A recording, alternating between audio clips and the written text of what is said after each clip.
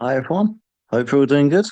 Okay, so here we have the second round draw for the 32nd edition of the Tapology Lucky Bastard game. We started with 39 entrants, and we've sliced that in half pretty much, or about as close as you can get to slicing it in half and having an odd number. And we have 19 left in it now for the second round. Just go through those names one more time to remind ourselves who's still in it. We have Baron von Rattus, C. Collins 44, Cheeseball, Cool Hand Puke, D1, D4, K10, Foghorn Sam, Geneva 65, It's Your Boy SB, Jack Soto, KK Kombu, MMA Miyagi, Mule Floyd, Shat, Cian6, Spotling, me, Steve Terry, Tosh, Trail Allman, and Trig. So that's they're the 19 people still left in this game. And they'll be hoping to make it through to the third round. But in order to do that, they need to get through this round, which is the UFC Fight Night Brazil or Rio de Janeiro or Charles Oliveira versus Mateus Gambrot, whatever you want to call it. And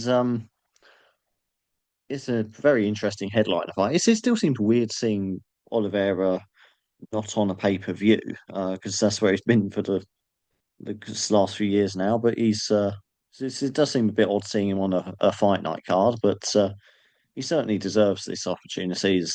Well, it's the headline in his own country like this. So a bit mixed results for him as of late, but they've all been against the elites of the lightweight division. And he's still been getting some good wins there, like Michael Chandler, for instance, and but Gamero, for instance, he's had some good wins, like Lidov Klein, however you pronounce his name, in his last fight.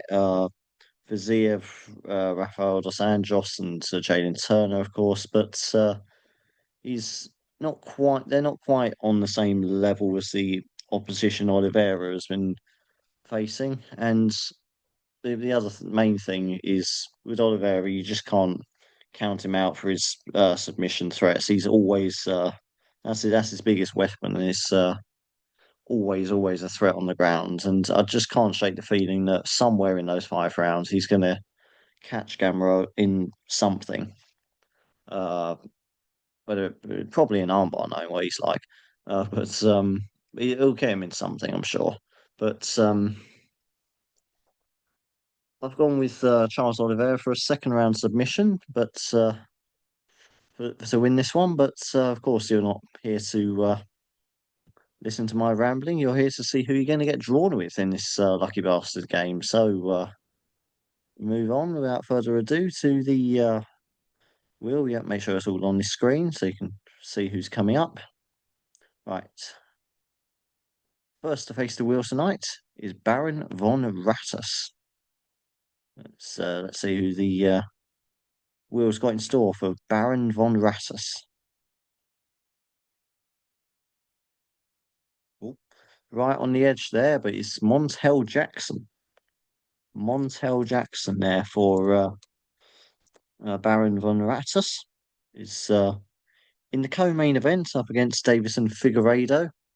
And I've got Jackson to win this one by decision. Um, he's had a very impressive win in his last fight. He beat the previously undefeated Daniel Marcos by unanimous decision. Daniel Marcos was 17 and 0 in that last fight. Before he lost, very very good fighter that he's taken the L off of there. Um, he's shown plenty of times before that he's got knockout power to end fights, and has proven time and again as well. He can go the distance as well. He's got the stamina. He's got the power.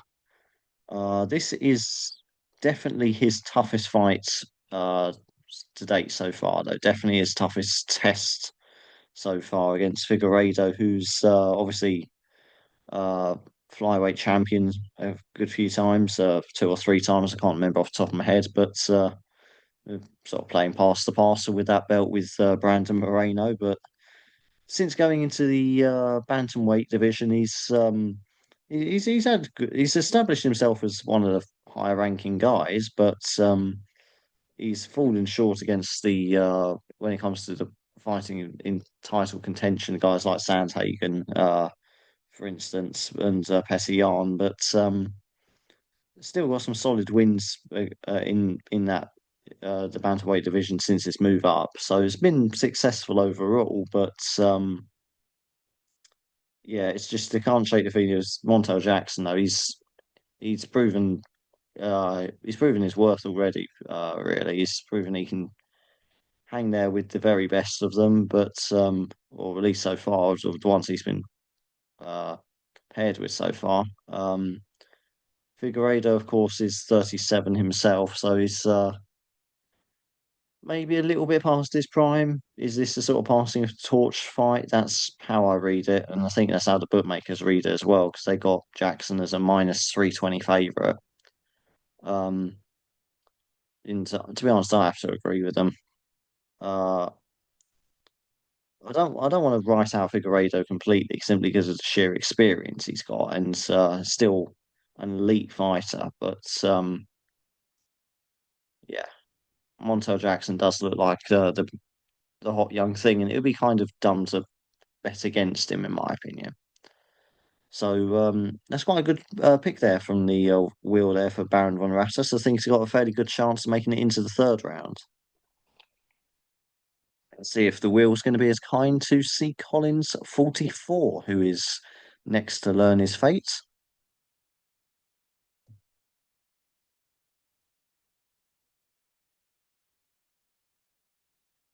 And he gets Karolina Karolelkowicz. I apologize to Carolina for completely butchering her surname there. Um,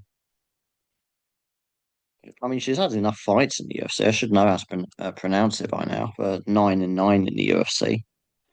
Try and at least spell it right. Iewicz. There we go. But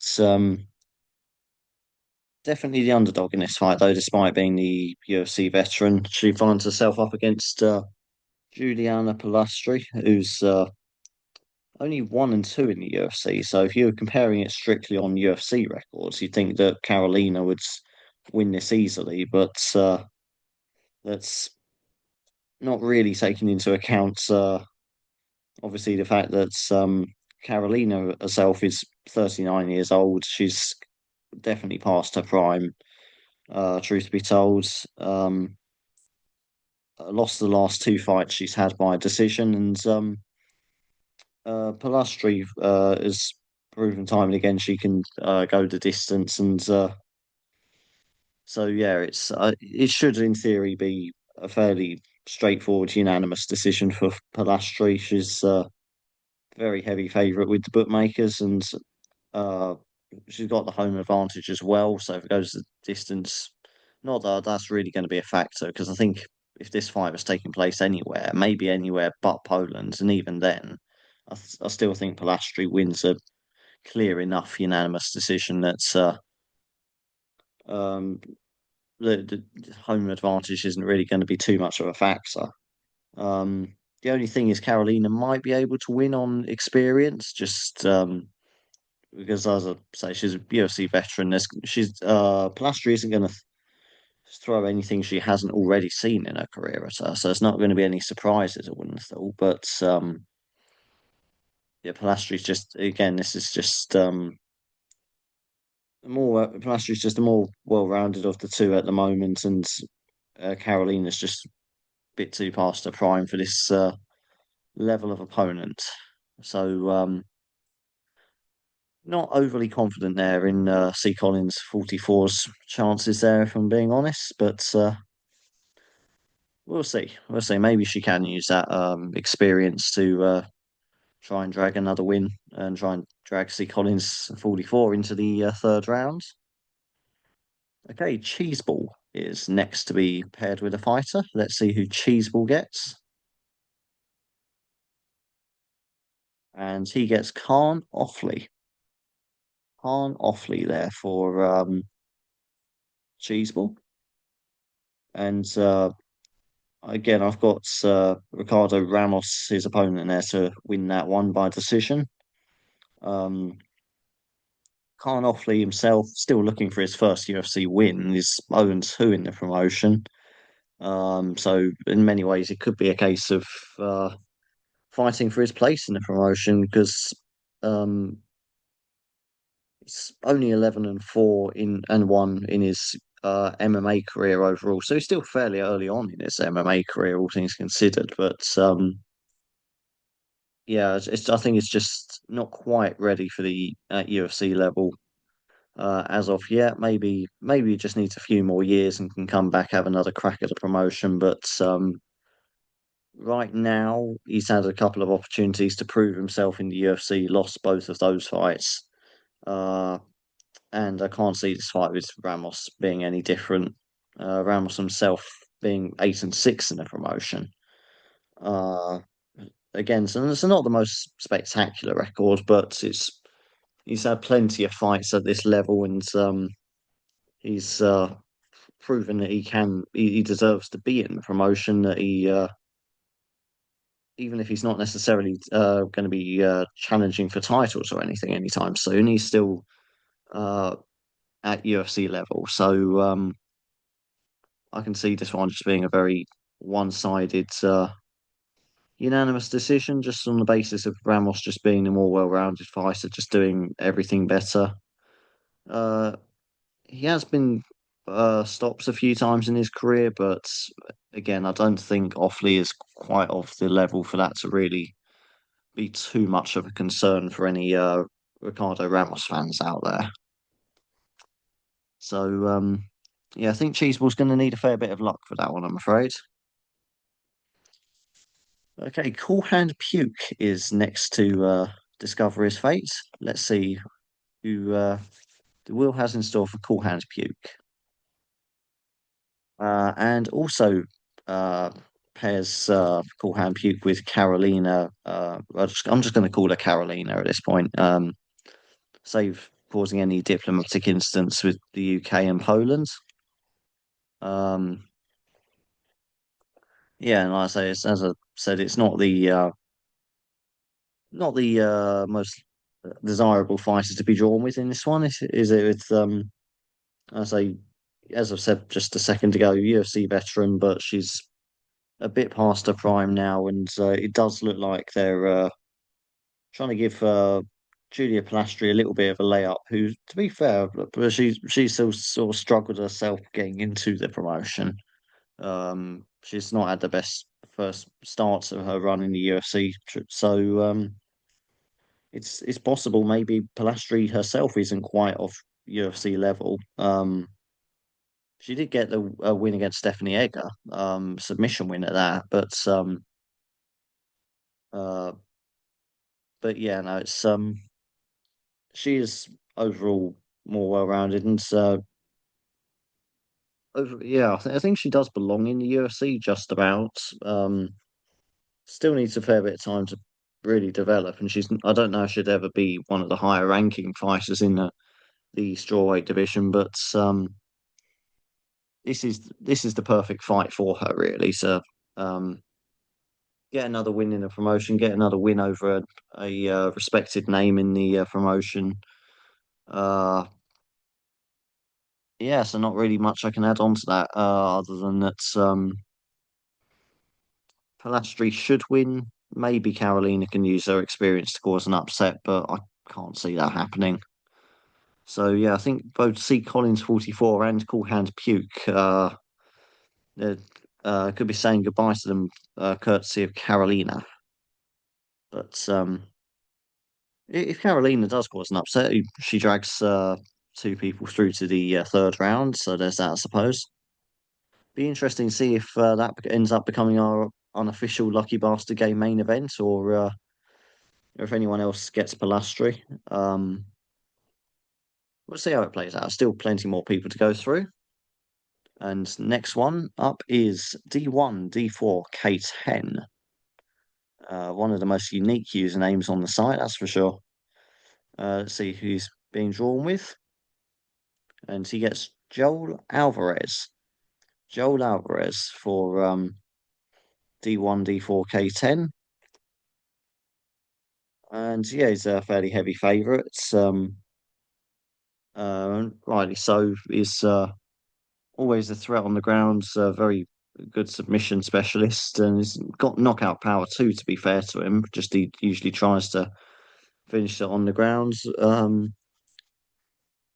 He's currently riding a three-fight win streak, and his last loss was over yeah, about 3.5 years ago, 3 years, 7 months ago. Uh, and that was who was that? Um, who was that? Oh, what is his fucking name? Fucking the name escapes me at the time of night, but it's Tarsukian, wasn't it? Fuck it. Should have made a note of that really, but anyway, it's anyway, he's a very heavy favourite, -600 with the bookmakers, and against Vincente Luque, again another very firmly established UFC veteran, very established UFC MMA veteran as well. 23 wins, 11 losses, and one draw. Um, but so he's definitely got the advantage in terms of the number of fights. Alvarez, though himself, he's got plenty of fights under his belt with 22 wins and three losses. So I wouldn't have thought it's going to be too much of a factor, those extra 10 or so fights that Luque has over Alvarez. Um,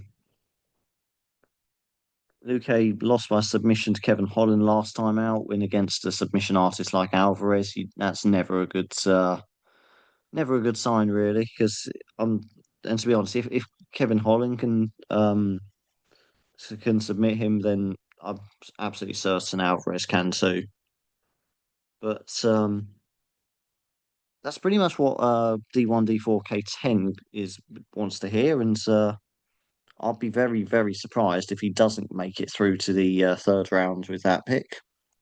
So I think D1, D4, K10 you can just sit back and enjoy this fight night card, knowing that your place in the third round is about as secure as it can be.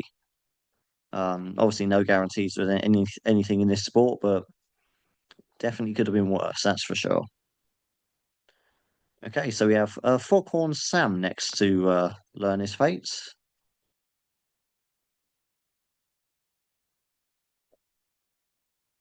And Foghorn Sam also gets drawn with Khan Ofley.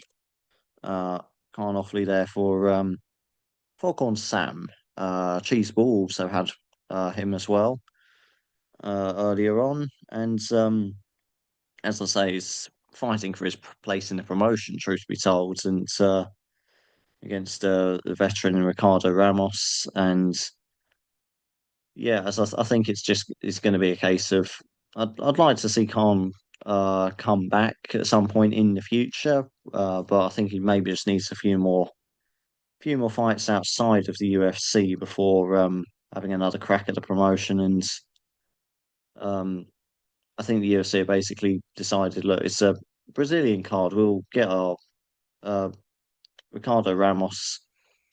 Uh, he's a good gatekeeper, and the Brazilian crowd will obviously get behind him.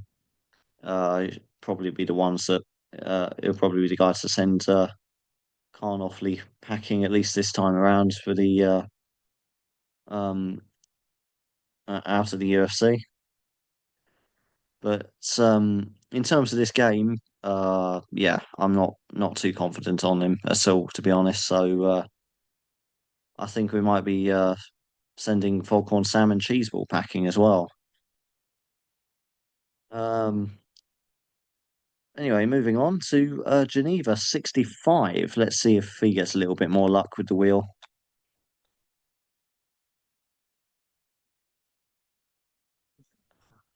Well, it's going to be Khan Ofley again for a second. It was close, but it is Lucas Almeida.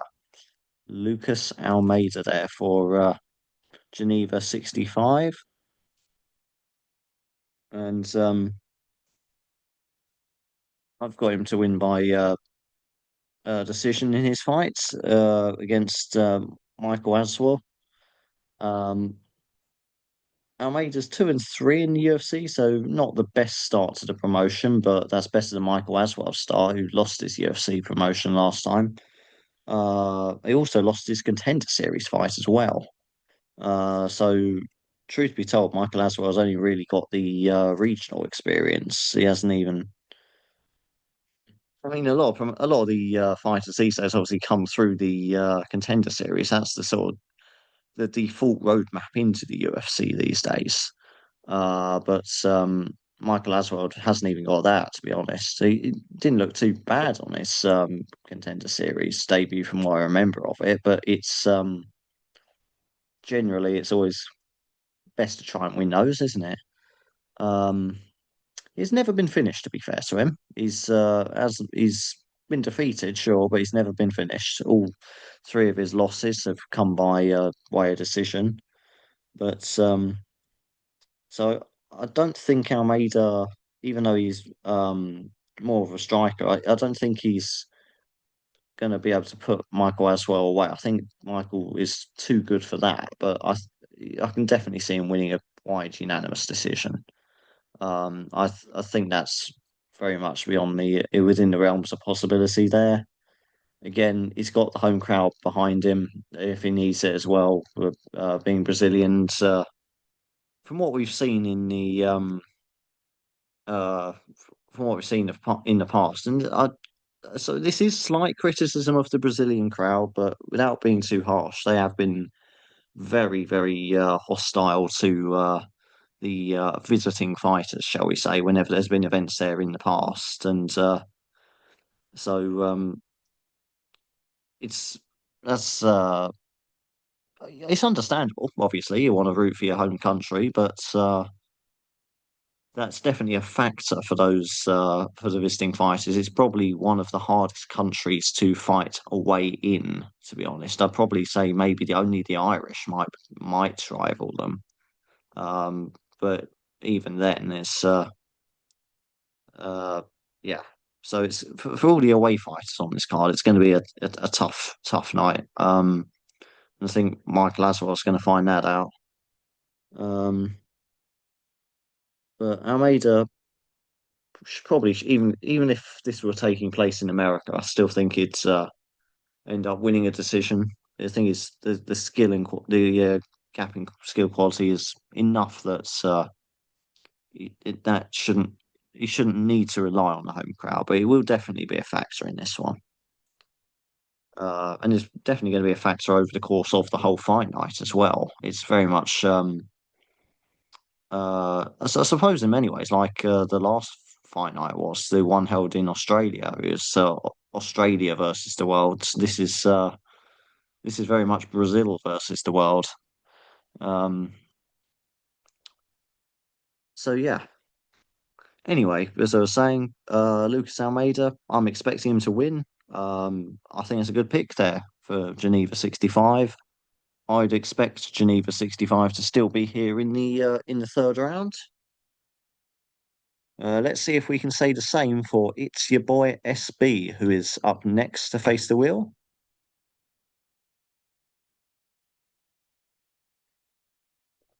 And he gets Thomas Peterson.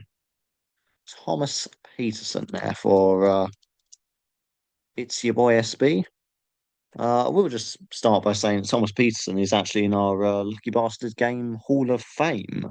That is, of course, for anyone who doesn't know, it is for any fighters that win the final round for a user in this game. Basically, um, whenever there's only there's we end up in a situation where there's only one person left in, thereby the game ends with a user winning it and not the wheel winning it.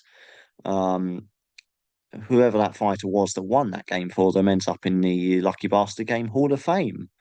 There are about 24, I think, in the Hall of Fame at the moment. Don't quote me on that. I can always go back and double check, but Thomas Peterson's in there for winning it. He won the 21st edition for Shat in the third rounds.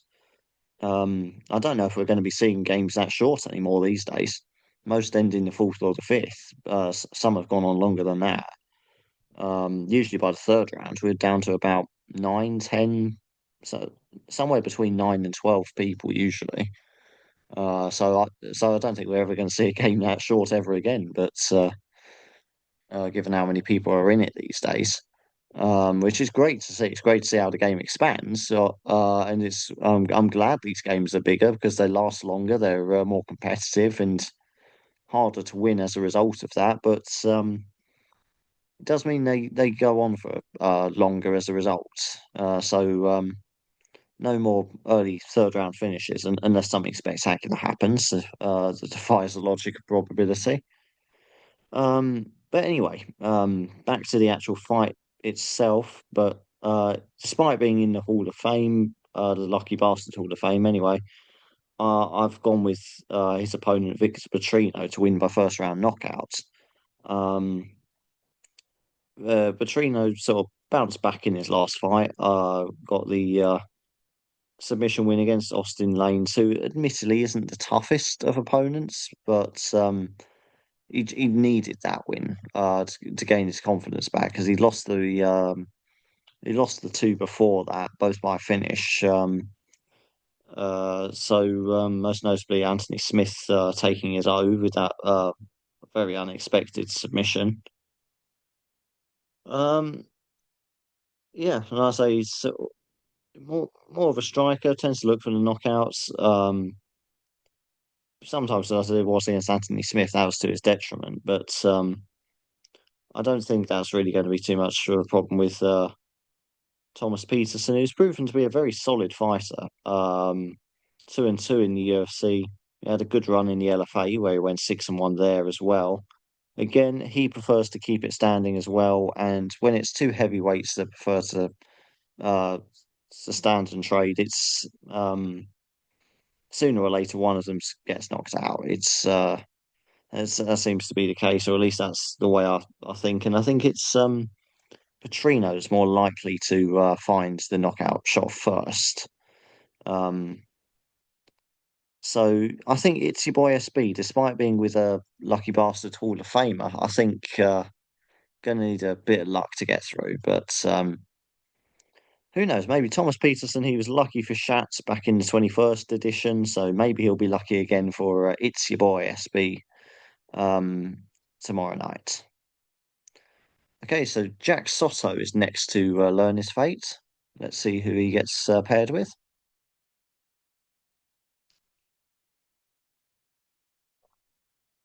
And he also gets paired with Joel Alvarez. Joel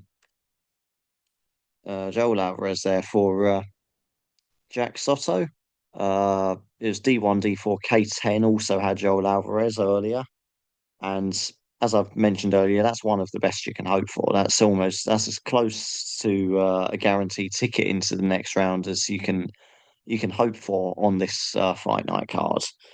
Um, Against the veteran Vincente Luque, but it's Alvarez, the submission specialist, coming up against guy who's past his prime. I would say. I was surprised to learn that Vincente Luque is only 33 years old when I was looking into this because I honestly thought he'd be late 30s by now because he's been around forever, or at least it feels like he's been around forever anyway. So to rack up all those fights in that time, what's that? It's nearly 40 fights he's had now. 23, 11, so that's 34 plus. Yeah, no, actually, no, 35, but um, fights in his career. Only 33 years old. He's had more MMA fights than he's lived years on this bloody planet when you think about it. Um, but anyway, um, in MMA, obviously the mileage is measured in the number of fights and the damage you take in those fights, rather than the necessarily always the sheer number of years. And Luke has definitely had a more he's had more of a career than most fighters do Um, uh, Even the ones that go on into their late 30s, sometimes early 40s, they don't end up with the record and experience that Luke has. If he can still find that sort of athleticism and he's not too badly washed or still feels good in himself, then it's obviously that experience can be a huge plus. But I just feel like with recent performances, it does look like we have seen the best of him in his career so far. And when you've got a submission artist like Joel Alvarez, whose whose strength is a known weakness of the opponents, that's just the UFC looking for a quick and easy submission finish. Um, and if Luque does pull off the upset, that's another home win for Brazil. Keeps the crowd happy. Win-win situation as far as the UFC be concerned. But I can't see Alvarez having any problems with this really. I think it should be a fairly straightforward win. It should be. I can't see any reason why it wouldn't be. So yeah, Jack Soto, D1, D4, K10. They should both enjoy their trip to the third round. I think, unless a major upset happens. Okay, so we have KK Kombu next to learn his fate,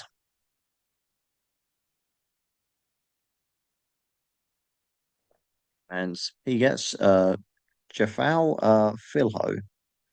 Jafal Filho there for KK Kombu, and up against Clayton Carpenter. Um, is I've gone with Clayton Carpenter for the uh, s- submission, not submission, a decision rather. Um, in this one, it's a close fight. Both very similar records, or at least with the UFC anyway. Clayton is 2-1 in the UFC, and JFL was 2-2. So pretty much nothing to split them in promotional experience. Phil Ho is the more experienced of the two, 16-4 compared to Carpenter's 8-1. Um, Carpenter's never been finished before, and uh, so again, Phil Hose himself is a bit of a submission artist. Is he good enough to submit Carpenter? Hard to say really, because as I say, Carpenter's never really been finished. Has never been finished. He's only had one loss in his career. That was decision.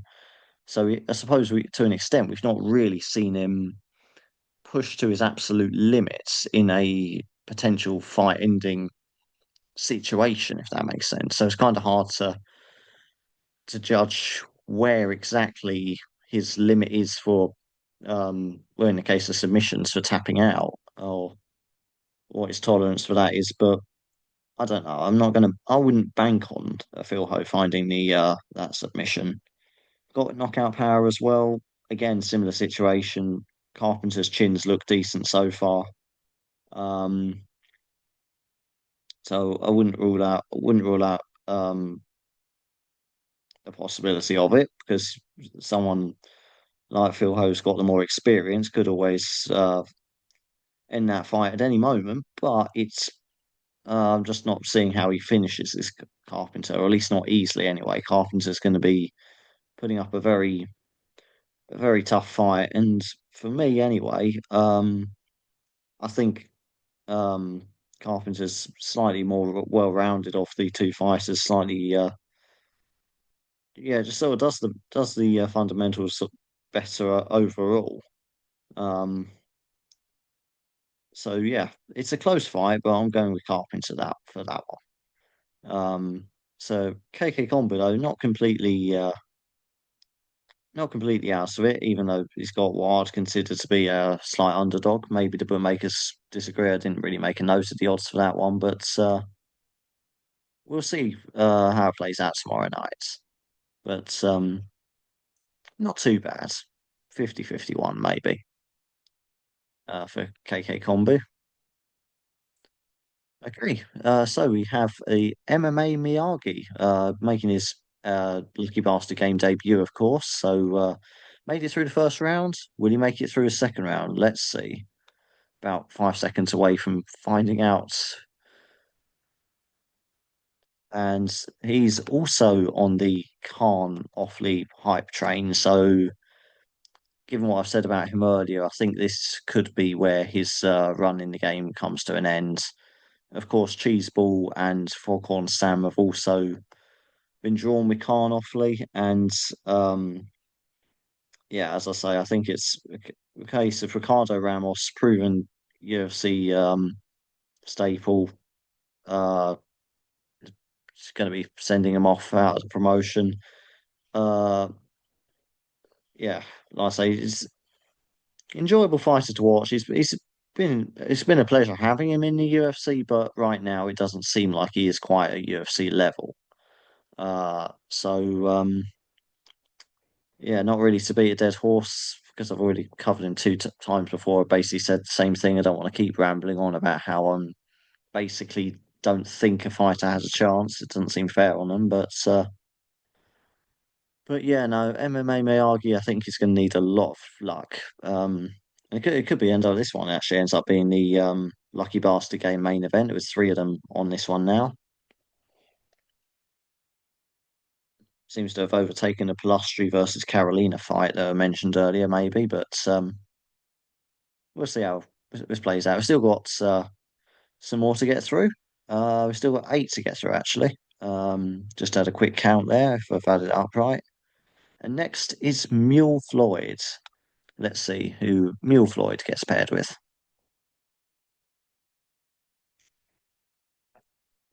And Mule Floyd, he'll have to wait to the main event to find out his fate because he gets Charles Oliveira. Um, Charles Oliveira there for Mule Floyd. And it's a very close main event fight, that one. It's obviously against Scamro, but for me, the main difference is just the quality of the fighters he's been fighting against. Obviously, his last fight didn't end ideally, did it? Him being flat on his back against Ilia Topuria like that, but it was only 3 months ago, which is a slight concern for me. To be fair, I am a little surprised that Oliveira has turned around as quickly as he has, given that knockout. I thought he'd take a little bit more time off. Um, to sort of recuperate from that. But if he feels good in himself, he'll have that. Definitely have the Brazilian crowd behind him. He's what they're all. Let's be honest, he's the guy that they've paid their tickets to see. Really, he's been the main ticket seller. He's been the one putting the arses in the seats in that arena for tomorrow night. So we can expect them to be right behind him, and the Mateus Gamrot is going to have a horrible time of it tomorrow. I would expect. They are. He's going to get a lot of undue hate from the crowd simply because of the fact that he is not Charles Oliveira, and that quite frankly, there is nothing he can do about that. Other than just try and use it as motivation to pull off an upset or piss everybody off. But it's possible. The bookmakers have it a very close fight, but personally, I still fancy Oliveira simply on the basis of the he's been fighting the elites of the division um, recently. Even if he has been getting mixed results, he's still not been looking too bad in most of those fights. Whereas Gambro's been looking better in terms of getting the wins, but he's not quite the same quality of opposition. But the main thing, of course, the submission threat of Charles Oliveira. You can never write him out of any fight when he's as good on the ground as he is. So I'm going with Charles Oliveira. While I'm at it, also, given that I've on the on Tapology, it's another great game run by Trig. That the Tapology Wagering League new season starting with this card means I'm back in it after bankrupting myself as is tradition. But on my one, I've gone almost all in. Start with 50 virtual grand. Of course, I don't have 50 real grand to blow on uh, MMA gambling, but 50, but I've gone with like 49,500 on Oliveira to win as a bit of interest. So yeah, while I'm at it, I just sort of give him a shout out. So thanks for running that wagering league. And if you're not in it, um, and you want to, if you want to basically prove your betting prowess without actually risking any monetary capital or money to you and me, then uh, that's the uh, that's the game to play. And XCOM Chris won it last time. He just won bloody quid, didn't he? $1. He's won it twice with $1 now. Uh, Pure shithousery. That's what I love about the site. Pure unbridled shithousery. Anyway, moving on anyway to Shat. And let's see who Shats gets paired with for the next round in the Lucky Bastard game. And Shat gets Clayton Carpenter. Clayton Carpenter there for Shat. And yeah, as I mentioned earlier, I got him to win against uh, Jao Fulhao, Jafal Fulhao rather. Um, Fulhao's definitely the more experienced of the two fighters, but I just feel Carpenter's just slightly more well-rounded, slightly better skill set on him. Just does the basics better, if you ask me. That's pretty much what I'm basing it on because I haven't really seen any major glaring weaknesses in his game so far. Um, Either with his time in the UFC or the LFA. Undefeated in the LFA, of course, 3-0. The UFC were very keen to sign him up from there when his talent became apparent. And Jafel Phil Howe, yeah, it's a solid opponent for him. Probably arguably the toughest he's faced in the UFC so far. But um, yeah, it's just a case of seeing if he can handle someone who's got the pressure that Phil Howe does. Who because Phil Howe's going to be looking for the win for the to end it early. He doesn't want to go to the judges. He'll want to end it early. But he most likely by submission or but he's got the power to knock out fighters too. So we'll see how Carpenter can handle that. But I don't think he's going to have too much trouble with that. So I can see him potentially getting another decision win here. So yeah, it's good news for Shat. Obviously, it's not a guarantee. It is a close fight, as I say, but I fancy Carpenter to win that.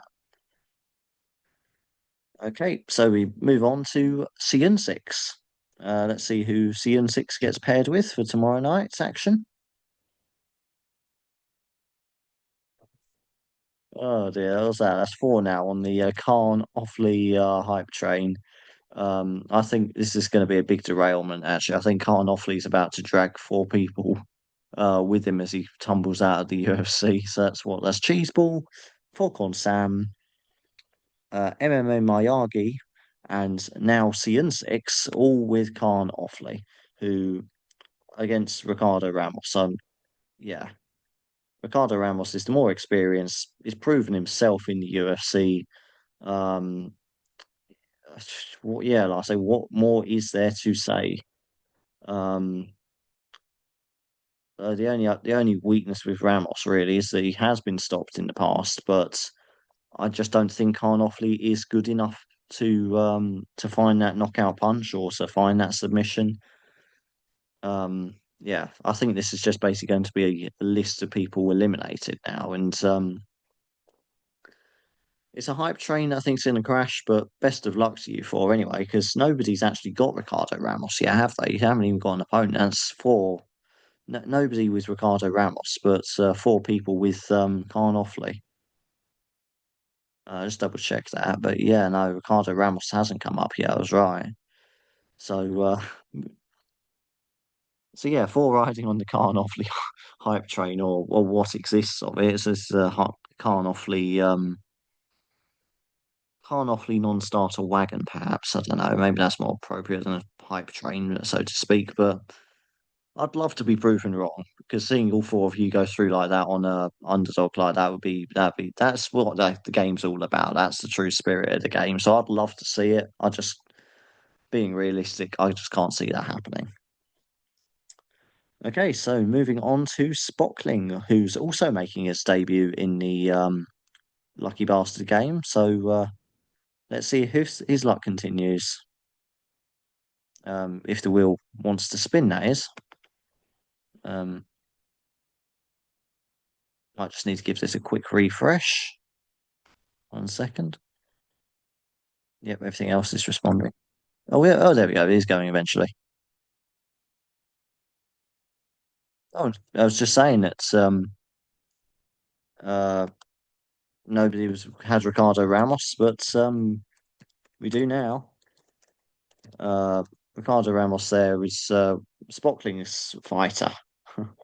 So it's Spockling versus Khan Offley. Well, Spockling versus who is it? It's Cheeseball, MMA Miyagi, Sion Six. Who else has Khan? Um, Foghorn Sam, of course. So yeah, 4v1 on that one. So that's definitely looking to be our main event, our unofficial Lucky Bastard game main event there. Ricardo Ramos versus Khan Offley. Um, yeah, as I say, Ricardo Ramos. It's nice to see someone on the side of the favourite, the UFC veteran.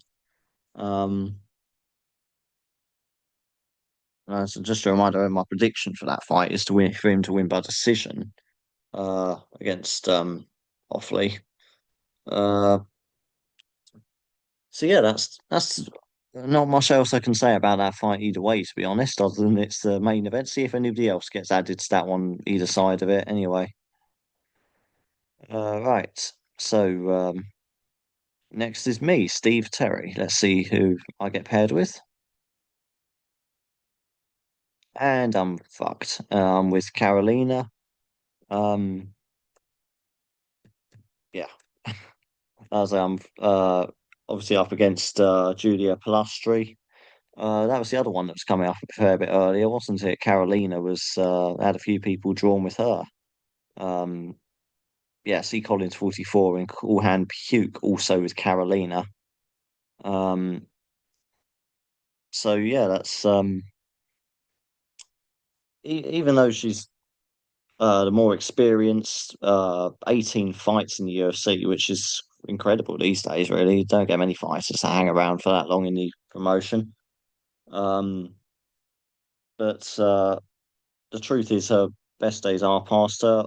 Now that obviously, now that I've been drawn with her, I'm hoping she can pull off the upset. She's got the experience too, maybe, but just whether uh, she's got the knowledge. She'd have the better fight IQ in there. That could be a big factor, but it's just a question of whether she's still able to compete with somebody like Pilastri, who's younger, got a more athleticism, even if their start to the promotion hasn't been the best. Um, I still think Pilastri's good enough to beat Carolina. So yeah, I think I'll be going out with that pick. Right. Okay, so next we have Tosh. Uh, let's see who Tosh gets drawn with.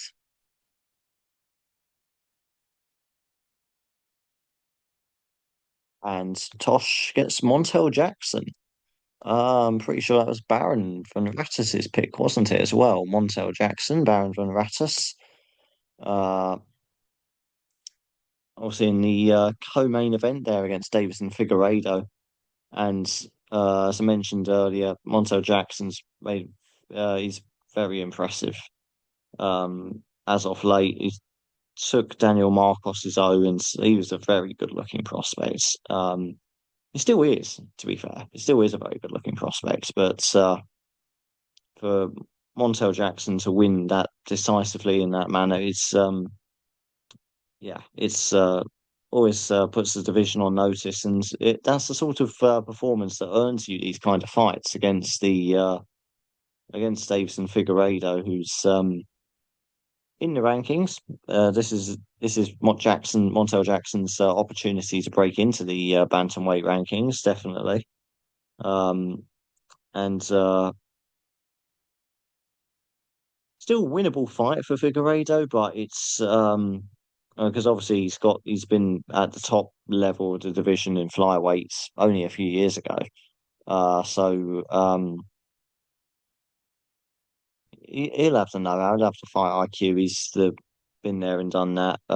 Definitely got the more experience, but again, is he maybe little bit past his best? I think so, judging by his performances against well, to be fair, I'm not going to hold the one against his loss against Corey Sandhagen against him because that was a knee injury and freak injuries like that happen in MMA. But I'd also say Petr Yan was a little bit past his prime as well, and he's also beaten Figueiredo. So uh, I just think if the current Petr Yan can beat Figueiredo, then Montel Jackson's definitely within a good shout of doing that as well. So yeah, so good pick there for Tosh. I'll be very confident in that one if I were you. Okay, down to the penultimate one now, Trail Allman. Let's see if who Trail Allman's going to be paired with.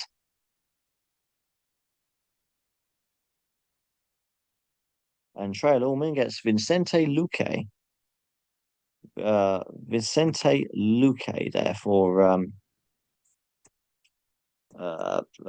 Trail Allman. Uh, Never quite know how to spell that one.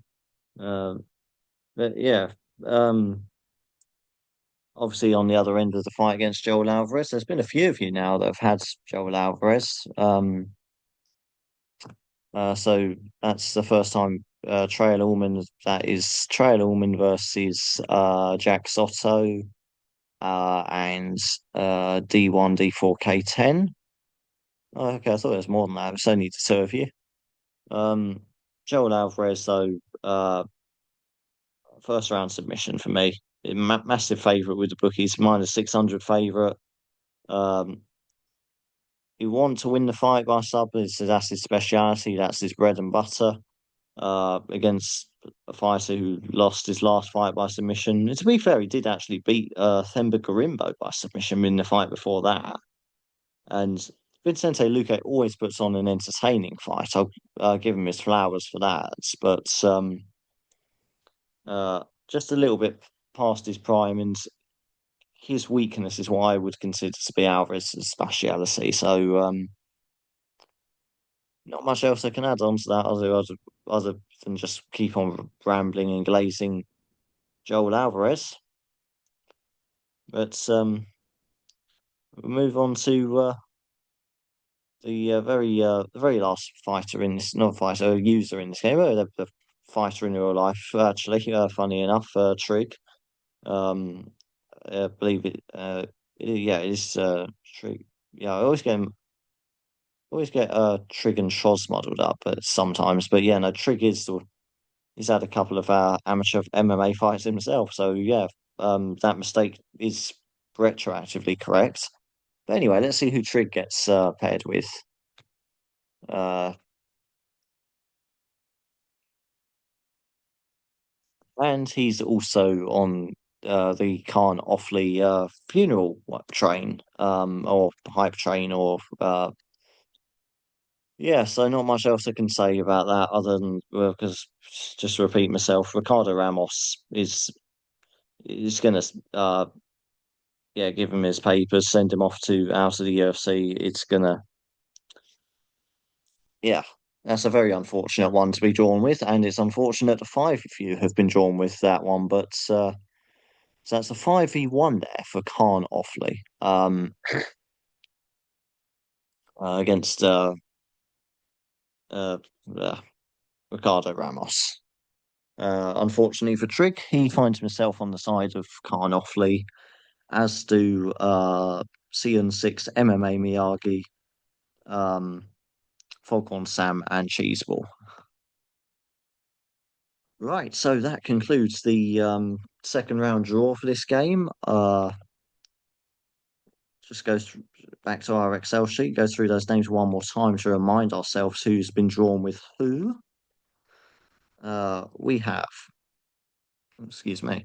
Right, here we go. Baron Van Rattus with Montel Jackson. C. Collins 44 with Carolina. Kowalelkowicz, I'm just going to call her Carolina. Cheeseball with Khan Offley. Coolhand Puke with Carolina. D1D4K10 with Joel Alvarez. Foghorn Sam with Khan Offley. Geneva 65 with Lucas Almeida. It's your boy SB with the Lucky Bastard Game Hall of Famer Thomas Peterson. Jack Soto with Joel Alvarez. KK Kombu with Jeff Phil Howe. MMA Miyagi with Khan Offley. Mule Floyd with Charles Oliveira. Shat with Clayton Carpenter. Six with Khan Offley. Spockling with Ricardo Ramos, the only one on the other end of that fight of the main event. Me, Steve Terry with Carolina as well. Tosh with Montel Jackson. Trail Allman with Vincente Luque, and Trig also with Khan Offley. Okay, so that concludes the second round draw, and the main takeaway from that is that Khan Offley is, yeah, he's going to drag quite a few of you out of the game, I reckon. He's going to drag five of you out of the game because I just can't see him winning that fight. So, and it's quite a lot of double ups, it feels like. I don't feel like we've got really a very wide mix there. I feel like there's a lot of fighters that I've not talked about in this video, for better or worse. Um, I've still been rambling for like an hour anyway, so you're probably sick of hearing my voice anyway. Was probably sick of hearing me talk about Khan Offley and Ricardo Ramos. That's for true. But that's the draw for this second round anyway. All that leaves me to say is good luck with your picks on Tapology. Good luck, obviously, the ones still in this game. You got any bets on this card, then good luck with those as well. But and remember, of course, if you want to have that bet, but you don't want to actually risk your money, you can always join the game that Trig runs, the Tapology Wagering League. We're just giving a shout out to that one. But until next time, so long for now.